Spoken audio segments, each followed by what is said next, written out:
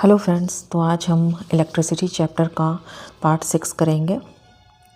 मैं आपको बता दूं कि ये जो भी क्वेश्चंस हैं वो एनसीईआरटी के एक एक लाइन से लिया गया है, क्योंकि हम सभी जानते हैं किसी भी कॉम्पिटिटिव एग्ज़ाम्स में एनसीईआरटी के ही क्वेश्चन पूछे जाते हैं। और ये जो वीडियो है वो जितने भी कॉम्पिटिटिव एग्ज़ाम्स हैं, गवर्नमेंट एग्ज़ाम्स हैं, उन सब के लिए बेनिफिशियल है। And students for class 9 and 10 इनके लिए भी बहुत ही ज़्यादा बेनिफिशियल है। इवन जो लोग मेडिकल एंड इंजीनियरिंग का प्रिपरेशन कर रहे हैं उनके लिए भी बहुत ही ज़्यादा ये बेनिफिशियल है। तो चलिए हम क्वेश्चन की तरफ देखते हैं। हमारा क्वेश्चन नंबर 1 है, a conductor has a current of 0.2 amperes flowing through it. If a voltage of 0.8 volts is applied across it, what is the resistance of the conductor? हमारे पास 4 ऑप्शंस हैं, तो हमारा करेक्ट आंसर होगा option number C, that is 4 ohm. Explanation में देखते हैं ये 4 ओम कैसे आया।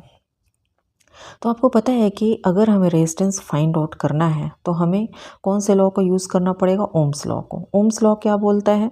Resistance is equal to voltage by current. ठीक है, ओम्स लॉ का जो फॉर्मूला है वो क्या है? Resistance is equal to voltage by current. तो यहाँ पर हमारा वोल्टेज जो है वो 0.8 वोल्ट दिया हुआ है, करंट जो है वो 0.2 एम्पियर दिया हुआ है। तो इस वैल्यू को हम रेजिस्टेंस वाले फॉर्मूला में पुट ऑन करेंगे। जब हम इस वैल्यू को पुट करते हैं तो हमारा आंसर आता है 4 ओम। तो कंडक्टर का जो रेजिस्टेंस होगा उसका आंसर क्या होगा? 4 ओम। क्वेश्चन नंबर 2 देखते हैं। क्वेश्चन नंबर 2 है, why is tungsten material used for making the filament in an incandescent light bulb. ठीक है, टंगस्टन मटेरियल को क्यों यूज़ किया जाता है फिलामेंट में? तो हमारा ऑप्शन नंबर सी जो है वो करेक्ट होगा। तो ऑप्शन नंबर सी में क्या है? Tungsten has a very high melting point and can withstand high temperature. ठीक है, तो जिसका बहुत ही ज़्यादा मेल्टिंग पॉइंट हाई होगा, इट मीन्स उसको टेम्परेचर भी बहुत ज़्यादा लगेगा। आप एक्सप्लेनेशन में देख सकते हैं, tungsten is used for the filament in incandescent lamps because it has a very high melting point, जो मैं आपको बता चुकी हूँ, and can glow brightly without melting when it gets hot. और जब ये गर्म होता है तो ये मेल्ट नहीं होता है, बल्कि बहुत ही ज़्यादा ये ब्राइटली ग्लो करता है। It also does not evaporate quickly even at high temperature. जब इसका मेल्टिंग पॉइंट ही बहुत ज़्यादा हाई है तो ये इवापोरेट भी जल्दी से नहीं होगा। ठीक है, हाई टेम्परेचर पे भी ये इवापोरेट नहीं होगा, तो ये लास्ट लॉन्गर चलता है। These properties make tungsten the best choice for producing light efficiently in such bulbs. तो ये बेस्ट चॉइस है हमारा इस टाइप के मटेरियल को यूज़ करना।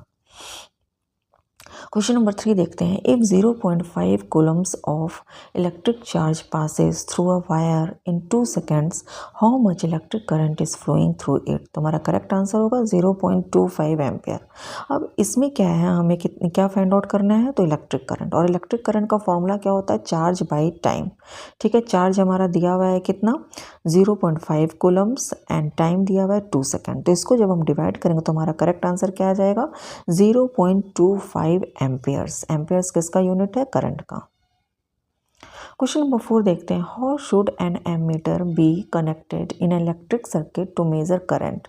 ठीक है, तो हमारा करेक्ट ऑप्शन क्या होगा? In series with the component. Question क्या पूछ रहा है? How should an ammeter be connected in electric circuit to measure current. Current को मेजर करने के लिए, ठीक है, करंट का मेजरमेंट निकालने के लिए एमीटर को हम इलेक्ट्रिक सर्किट में कैसे कनेक्ट करेंगे? तो हमारा करेक्ट आंसर होगा कि हम इसको सीरीज़ में कनेक्ट करेंगे। कंपोनेंट, इसके जो भी कंपोनेंट्स होंगे उनके साथ इसको सीरीज़ में कनेक्ट करेंगे। एक्सप्लेनेशन में देखिए ऐसा इसलिए है क्योंकि it needs to measure the current flowing through the entire path and connecting it in series ensure that the same current passes through the ammeter. ठीक है, अब ये देखिए यहाँ पर हमें करंट को मेज़र करना है, तो वो जिस भी पाथ को क्रॉस कर रहा है करंट, ठीक है, तो हमें वो सारा ही करंट को मेज़र करना पड़ेगा। और जब हम इसको सीरीज़ में कनेक्ट करते हैं तो हम इंश्योर हो जाते हैं कि जो भी करंट है वो सेम करंट ही एमीटर के थ्रू पास करेगा। ओके, क्वेश्चन नंबर 5 देखिए, the SI unit of electric charge. तो अभी मैंने बताया इलेक्ट्रिक चार्ज का एसआई यूनिट कूलम्ब होता है। क्वेश्चन नंबर 6 देखिए, पैरेलल सर्किट में जो पोटेंशियल डिफरेंस है, ठीक है, जिसका यूनिट क्या होता है? Voltage across each resistor stage the, क्या वो सेम होता है या डिफरेंट होता है? तो वो सेम होता है पैरेलल सर्किट में। ठीक है, किसी भी रजिस्टर के अक्रॉस में जो पोटेंशियल डिफरेंस है, पैरेलल सर्किट कैसा होना चाहिए, सीरीज नहीं पैरेलल होना चाहिए। तो ऐसे केस में पोटेंशियल डिफरेंस जो है वो सेम ही रहता है। क्वेश्चन नंबर 7 देखिए, why was the direction of electric current taken as the direction of negative charge flow. तो हमारा करेक्ट ऑप्शन होगा option number B, because scientist mistakenly assumed positive charges move. ठीक है, तो इसका correct answer option number B होगा। अब bye convention scientist जो है वो मिस्टेकनली यानी गलती से एज्यूम किया था कि पॉजिटिव चार्ज जो है वो मूव करता है नेगेटिव चार्ज की तरफ। ठीक है, positive charge move to negative before, उस समय क्या होता है कि इलेक्ट्रॉन का डिस्कवरी नहीं हुआ था। ठीक है, अब एक्सप्लेनेशन में देखिए तो यहाँ पर क्या हुआ था कि जब साइंटिस्ट पहली बार इलेक्ट्रिक करंट को डिस्कवर किया था, when scientist first discovered electric current, तो they didn't know about electrons और देयर नेगेटिव, तब वो इलेक्ट्रॉन्स और उसके नेगेटिव चार्ज को नहीं जान पाया था। तो बाय कन्वेंशन उसने क्या किया कि वो उसने एज्यूम किया कि करंट जो है वो पॉजिटिव टर्मिनल से नेगेटिव टर्मिनल की ओर फ्लो करता है। ठीक है, बैटरी के पॉजिटिव टर्मिनल से नेगेटिव टर्मिनल की ओर फ्लो करता है। इसको उन्होंने कहा this is called conventional current direction.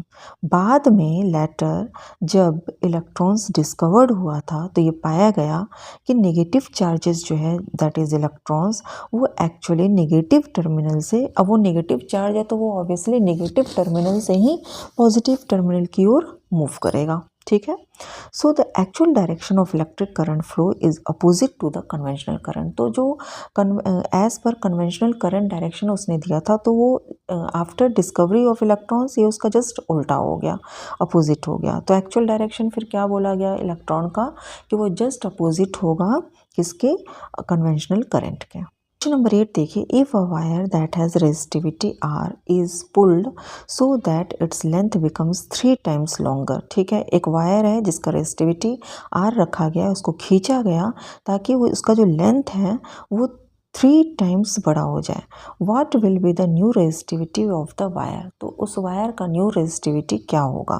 तो हमारा करेक्ट ऑप्शन क्या है, तो हमारा करेक्ट ऑप्शन होगा R, यानी कि रेजिस्टिविटी उसका सेम ही रह जाएगा।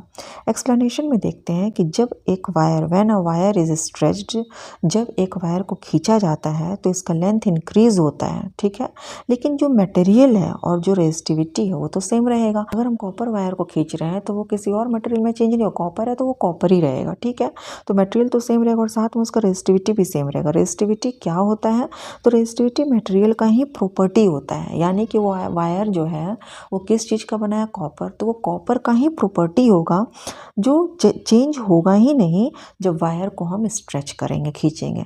वो तो मटेरियल का प्रॉपर्टी है, रेजिस्टिविटी उस मटेरियल का प्रॉपर्टी है तो उसका भी चेंज होना इम्पॉसिबल है। ठीक है, जब मटेरियल ही सेम रह गया है स्ट्रेच करने के बावजूद तो उसका रेजिस्टिविटी कैसे चेंज होगा। So even if the wire is stretch to 3 times, वो 3 टाइम्स और 4 टाइम्स और जितना भी लंबा हो जाए उसका न्यू जो रेजिस्टिविटी बनेगा वो भी सेम रहेगा। ठीक है, क्योंकि मटेरियल अपना नेचर चेंज नहीं कर रहा है, वो कॉपर से सिल्वर नहीं हो रहा है या गोल्ड नहीं हो रहा, कॉपर है तो कॉपर ही रह रहा है, तो रेजिस्टिविटी भी उसका सेम ही होगा। अब क्वेश्चन नंबर 9 देखते हैं। Nichrome is the material used for the wire in electric heaters, why. Electric heaters में नाइक्रोम जो है उसको यूज़ किया जाता है। ठीक है, मटेरियल के रूप में।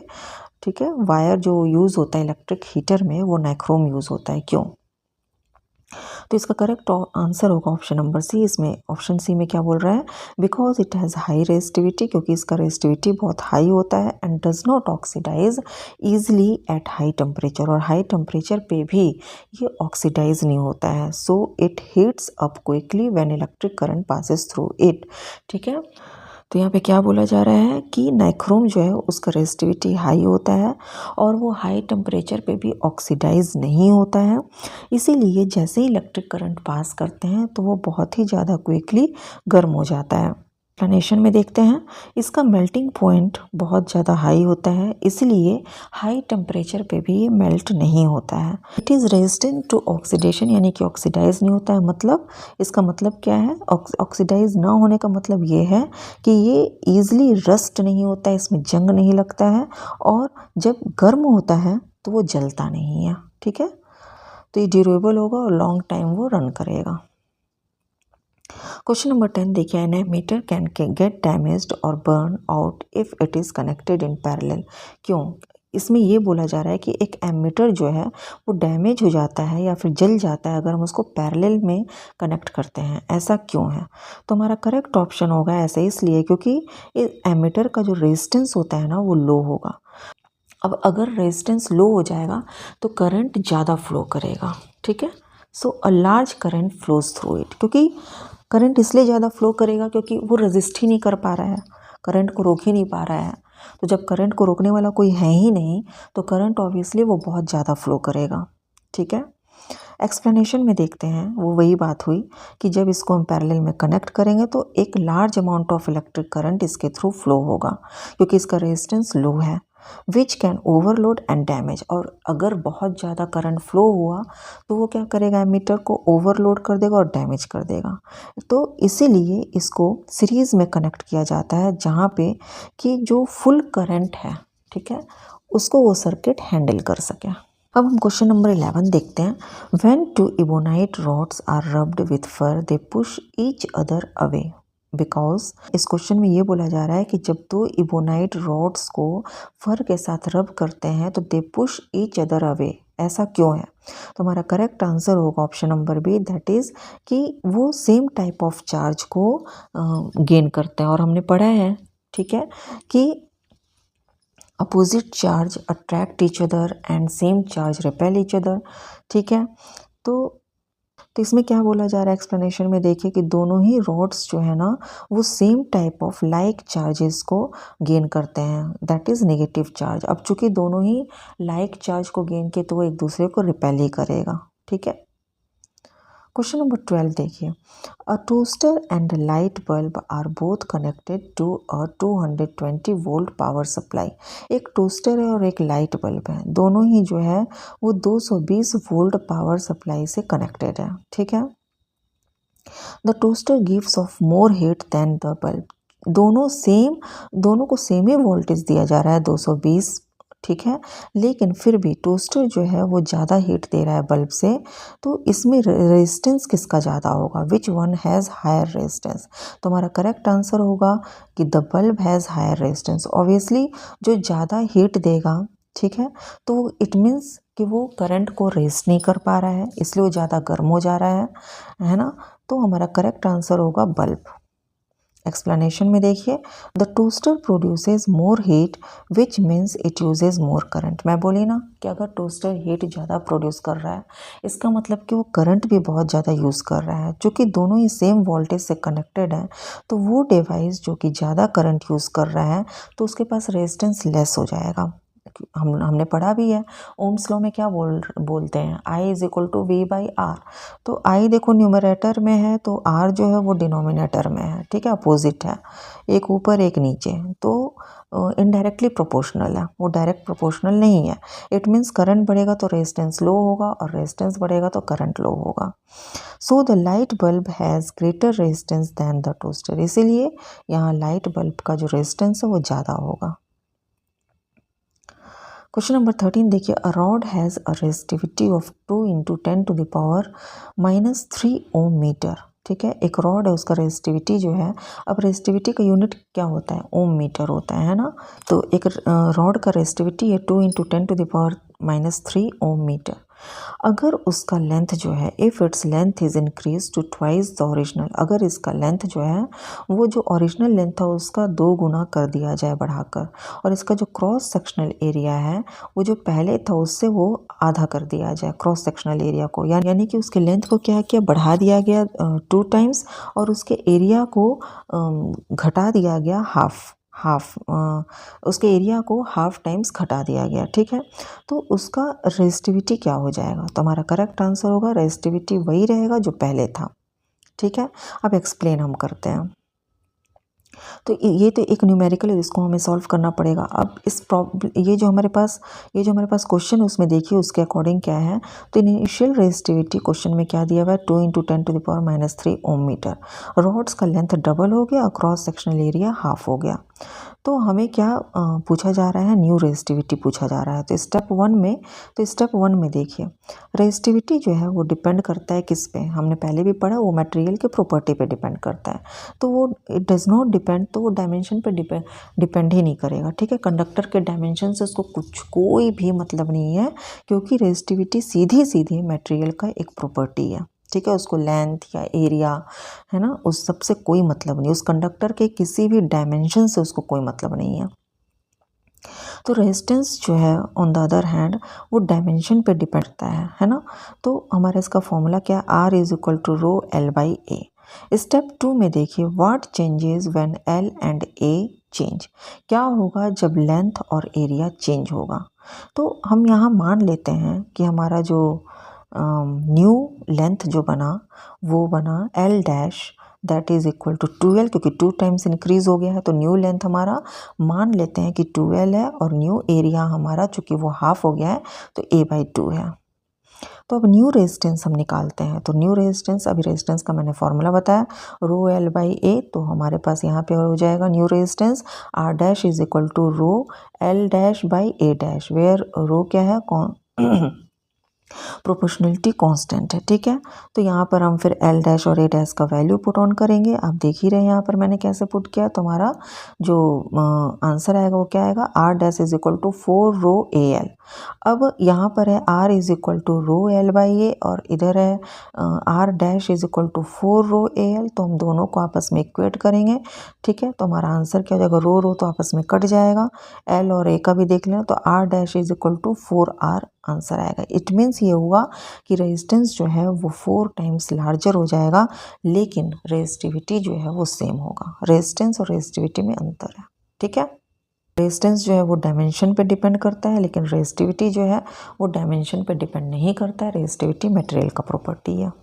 तो देखते हैं हम क्वेश्चन नंबर 14। इसमें है स्टेटमेंट ये दिया हुआ है कि in insulator when the temperature drops, insulator में जब टेम्परेचर ड्रॉप यानी कि कम हो जाता है, गिर जाता है, तो उसका रेजिस्टिविटी जो है वो हाई हो जाता है। और स्टेटमेंट बी में है कि कंडक्टर्स के लिए जैसे ही हम टेम्परेचर को रेज करेंगे तो उसका रेजिस्टिविटी भी जो है वो राइज हो जाएगा। तो हमारा करेक्ट ऑप्शन क्या होगा, तो हमारा करेक्ट ऑप्शन होगा ऑप्शन नंबर ए। दोनों ही स्टेटमेंट सही है। अब कैसे सही है वो हम एक्सप्लेनेशन में देखते हैं। ए में क्या बोला जा रहा है कि जब टेम्परेचर कम होगा तो रेजिस्टिविटी हाई हो जाएगा, जबकि बी में बोला जा रहा है कि टेम्परेचर जो है जब उसको हम बढ़ाएंगे तो रेजिस्टिविटी भी जो है वो बढ़ जाएगा, ठीक है। तो इंसुलेटर के केस में बोला जा रहा है कि टेम्परेचर जो है वो रेजिस्टिविटी का इनडायरेक्टली प्रोपोर्शनल है, डायरेक्ट प्रोपोर्शनल नहीं है। और कंडक्टर के केस में टेम्परेचर जो है वो रेजिस्टिविटी के डायरेक्ट प्रोपोर्शनल है। अब हम एक्सप्लेनेशन में देखते हैं। Electrical resistivity, often simply called resistivity, is a fundamental property of a material that shows how much it resists the flow of electric charge। ठीक है, ये हम पहले भी पढ़ चुके हैं। रेजिस्टिविटी जो है मटेरियल का प्रॉपर्टी है जो सिर्फ इतना दिखाता है कि वो कितना ज़्यादा इलेक्ट्रिक चार्ज को रेजिस्ट कर रहा है, फ्लो करने से रोक रहा है, इलेक्ट्रिक चार्ज को फ्लो करने से रोक रहा है, ठीक है। तो if a material has low resistivity, तो किसी भी मटेरियल का अगर रेजिस्टिविटी लो हो गया तो इलेक्ट्रिक करंट जो है वो इजीली उसके थ्रू पास ऑन करेगा। तो दोनों ही बोथ रेजिस्टेंस और रेजिस्टिविटी चेंज हो जाएगा जब हम टेम्परेचर को चेंज करेंगे, तो ठीक है। अब कंडक्टर के केस में रेजिस्टिविटी जो है वो ज़्यादा हो जाएगा, ठीक है। कंडक्टर के केस में रेजिस्टिविटी जो है अगर हम टेम्परेचर ज़्यादा करेंगे, टेम्परेचर ज़्यादा होगा तो रेजिस्टिविटी भी ज़्यादा हो जाएगा।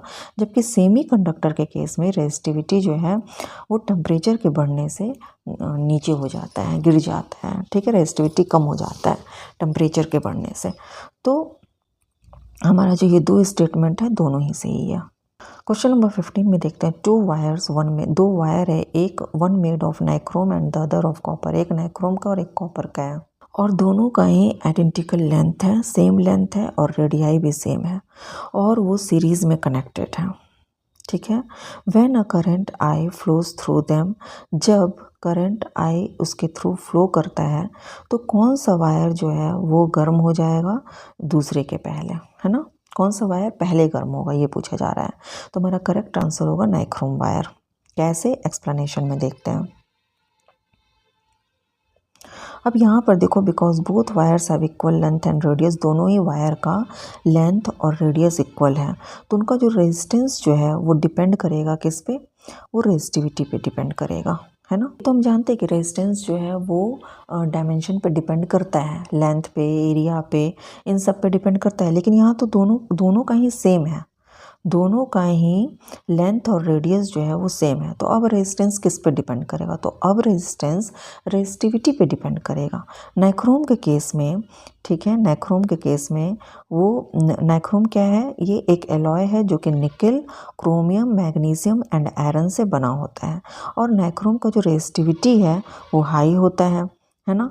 यहाँ पे मैं शो कर दी हूँ 100 इंटू 10⁻⁶ ओम मीटर के लगभग होता है, जबकि कॉपर का जो रेजिस्टिविटी है वो सिर्फ 1.62 इंटू 10⁻8 ओम मीटर है, यानी कि कॉपर का रेजिस्टिविटी नाइक्रोम के रेजिस्टिविटी से लो है। तो जिसका लो रेजिस्टिविटी होगा उसमें क्या होगा, करंट ज़्यादा पास ऑन होगा। ये जो क्वेश्चन नंबर 13 है इसमें हम पहले भी पढ़ चुके हैं, ठीक है, कि रेजिस्टेंस का फॉर्मूला क्या होता है। तो रेजिस्टेंस का फॉर्मूला क्या होता है, R is equal to rho L by A, है ना। इसमें रो क्या है, रेजिस्टिविटी है, ठीक है, रेजिस्टिविटी है रो, एंड एल क्या है, लेंथ है, और ए क्या है, एरिया है। तो यहाँ आप साफ देख सकते हैं आर जो है रेजिस्टेंस है, resistance is equal to rho L by A, यानी कि रेजिस्टेंस डायरेक्ट प्रोपोर्शनल है किसके, रेजिस्टिविटी के डायरेक्ट रिलेटेड है, लेंथ से डायरेक्ट रिलेटेड है, लेकिन एरिया से वो इन्वर्सली प्रोपोर्शनल है।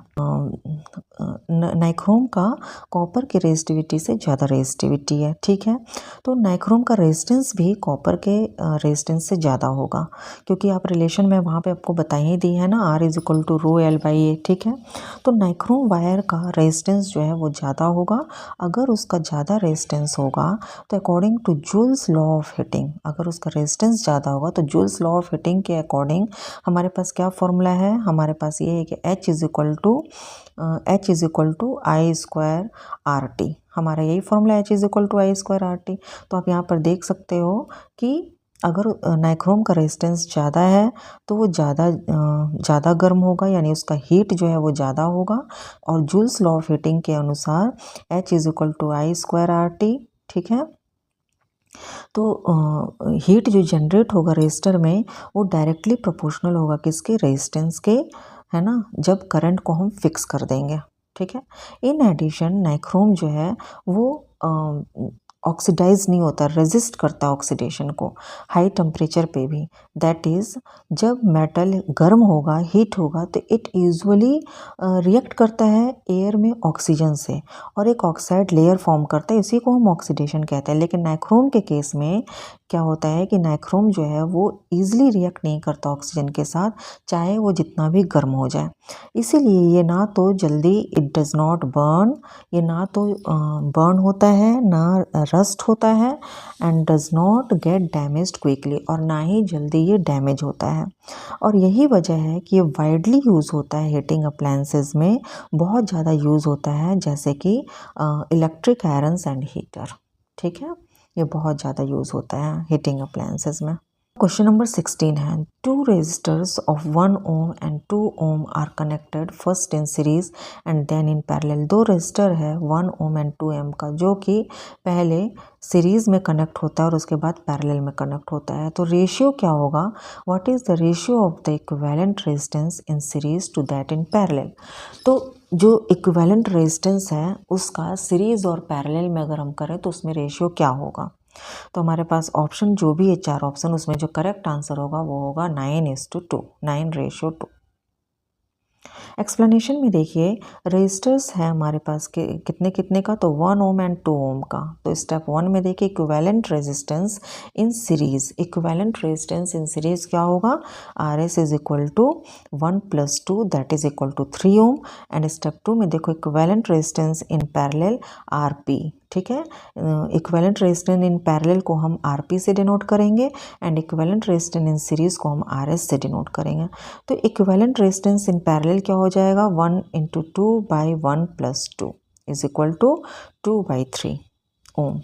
ओके, अब स्टेप 3 में हम क्या करेंगे कि इसका रेशियो निकालेंगे, सीरीज़ और पैरेलल में जो इक्विवेलेंट रेजिस्टेंस है उसका रेशियो हम निकालेंगे। रेशियो निकालेंगे तो हमारे पास करेक्ट रेशियो क्या आएगा, 9:2। क्वेश्चन नंबर 17 देखिए, अ heater is connected in parallel with a 60 watt bulb and both are running on the same main supply.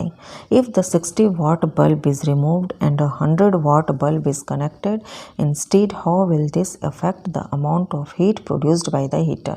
इसमें क्या बोला जा रहा है कि एक हीटर जो है वो 60 वॉट बल्ब के साथ पैरेलल में कनेक्टेड है and both are running on the same main supply. ठीक है, एक हीटर जो है वो पैरेलल में कनेक्टेड है किसके साथ, तो 60 वॉट बल्ब के साथ, और दोनों ही जो है वो सेम मेन सप्लाई के साथ रन हो रहा है।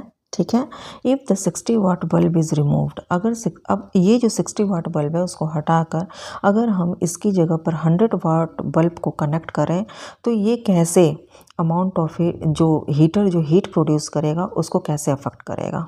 ठीक है, तो हमारा करेक्ट ऑप्शन होगा the heater will produce the same amount of heat as before. जो पहले हीट प्रोड्यूस होता था, ठीक है, तो same amount of heat heater produce करेगा। ये हमारा करेक्ट ऑप्शन है, the heater will produce the same amount of heat as before. जो पहले हीट प्रोड्यूस होता था तो वो करेक्ट वही heat same amount of heat produce होगा। एक्सप्लेनेशन में देखिए, पैरेलल सर्किट या कनेक्शन में हम जानते हैं कि जो भी अप्लायंस है उसको सेम वोल्टेज मिलता है। सो अगर हम उस कनेक्शन में किसी भी एक डिवाइस को चेंज करेंगे तो वोल्टेज जो है वो दूसरे डिवाइस में चेंज नहीं होगा। ठीक है, हम एक डिवाइस को चेंज करेंगे तो जो दूसरा डिवाइस के अक्रॉस जो वोल्टेज है वो उसको चेंज नहीं करेगा। The heater always gets the same mains voltage, heater जो है उसको सेम मेन वोल्टेज मिलता रहेगा। ठीक है, पावर जो है, पावर किसको कहते हैं, पावर जो होता है हमारा वो क्या होता है, हीट प्रोड्यूस्ड पर सेकेंड, यही होता है हमारा पावर। तो पावर जो है वो जो हीटर के द्वारा प्रोड्यूस हो रहा है वो उसका जो फॉर्मूला है वो क्या होता है, V²/R, है ना। तो चूंकि ये क्या है कि चूँकि V एंड R हीटर का चेंज नहीं होता है तो इसमें जो हीट आउटपुट निकलेगा वो भी चेंज नहीं होता है। तो the rate of heat produced by the heater will remain the same. तो अब जो रेट ऑफ हीट प्रोड्यूस होगा हीटर से, है ना, वो भी सेम रहेगा, दैट इज पावर सेम रहेगा। ओके,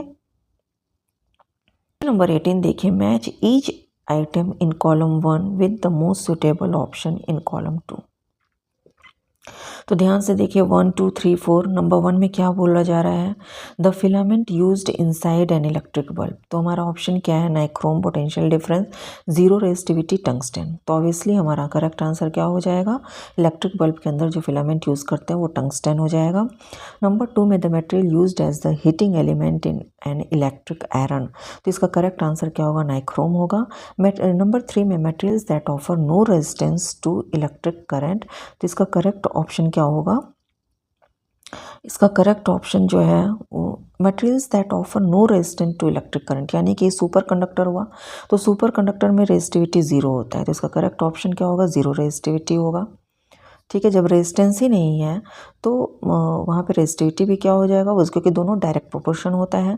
नंबर 4 में देखिए, the force that drives number 4 में देखिए क्या है, the force that drives electric charge in a circuit, यानी कि वो फोर्स जो कि इलेक्ट्रिक चार्ज को सर्किट में ड्राइव करता है, तो क्या हो जाएगा, उसका आंसर पोटेंशियल डिफरेंस। ठीक है, तो करेक्ट मैच हमारा ये है।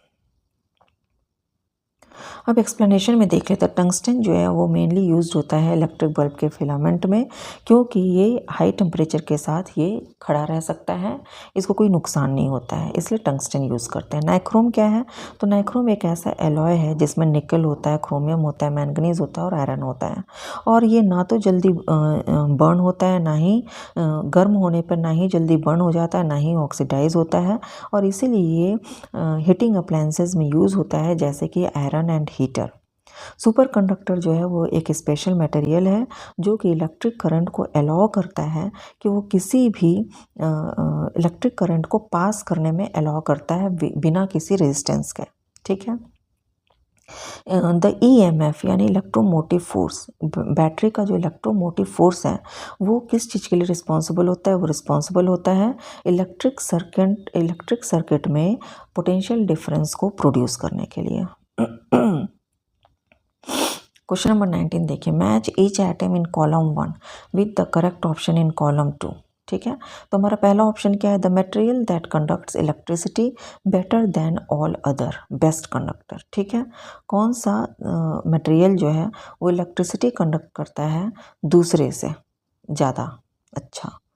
ठीक है, कौन सा मटेरियल जो है वो दूसरों से ज़्यादा अच्छा इलेक्ट्रिसिटी कंडक्ट करता है, बेस्ट, यानी कि अगर अच्छा इलेक्ट्रिसिटी कंडक्ट करेगा इट मीन्स कि वो बेस्ट कंडक्टर है, वो कौन सा मटेरियल है। ऑप्शन नंबर 1, तो उसका करेक्ट आंसर होगा सिल्वर। बेस्ट कंडक्टर इसमें क्या होगा, ऑप्शन में देखिए सिलिकॉन है, सिल्वर है, एबोनाइट है, कॉन्स्टेंट है, कॉन्स्टेंटेन है, तो हमारा करेक्ट ऑप्शन होगा सिल्वर। नंबर 2 में the material used for making resistor with fixed resistance, तो ये क्या हुआ, स्टैंडर्ड रेजिस्टर। तो इन चारों में स्टैंडर्ड रेजिस्टर कौन होगा, तो कॉन्स्टेंटेन होगा। ठीक है। नंबर 3 में देखिए substance whose conductivity lies between that of a conductor and an insulator, है ना, तो इसको हम क्या बोलेंगे, सेमी कंडक्टर बोलेंगे। तो इन चारों में सेमी कंडक्टर सेमी कंडक्टर की तरह कौन वर्क कर रहा है, तो हमारा करेक्ट ऑप्शन होगा सिलिकॉन। अब a material that does not allow electric current to pass through, अब वो मटेरियल जो कि इलेक्ट्रिक करंट को अलाउ नहीं करता है पास होने से, तो उसको हम क्या बोलते हैं, इंसुलेटर बोलते हैं। तो इन चारों में अच्छा इंसुलेटर कौन है, तो एबोनाइट। अब एक्सप्लेनेशन में देखिए सिल्वर, सिल्वर क्या है, तो वो बेस्ट इलेक्ट्रिकल कंडक्टर है जिसका रेजिस्टिविटी बहुत ज़्यादा लो होता है, अबाउट 1.6 × 10⁻⁸ ओम मीटर होता है। इबोनाइट क्या है, तो इबोनाइट जो है वो हार्ड फॉर्म ऑफ रबर होता है, जो कि कैसे बनता है, लॉन्ग टर्म वोल्केनाइजेशन से बनता है, और इसके पास बहुत ही ज़्यादा रेजिस्टिविटी हाई होता है। लगभग रेंज इसका क्या होता है रेजिस्टिविटी का, 10⁻15 से 10⁻17 ओम मीटर होता है, और इस तरह से इसी वजह से ये एक अच्छा इंसुलेटर कहलाता है।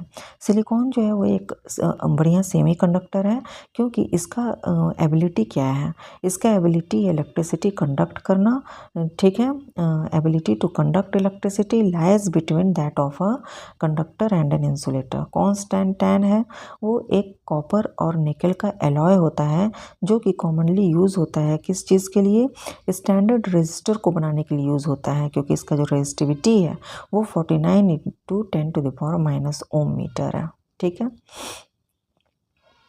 अब हम देखेंगे क्वेश्चन नंबर 20। क्वेश्चन नंबर 20 भी मैचेस है। इसमें ऑप्शन देखिए, नंबर 1 में है the flow of electric charge, तो हमारे पास ऑप्शन है एम्पियर, वोल्ट, ओम, ओम मीटर। तो the flow of electric charge उसका क्या होगा, आंसर होगा एम्पियर। नंबर 2 में है the opposition offered to the flow of current, तो आंसर होगा कौन सा जो अपोजिशन है वो करंट के फ्लो को अपोज करता है। ठीक है, तो आंसर क्या होगा, ऑब्वियसली रेजिस्टेंस।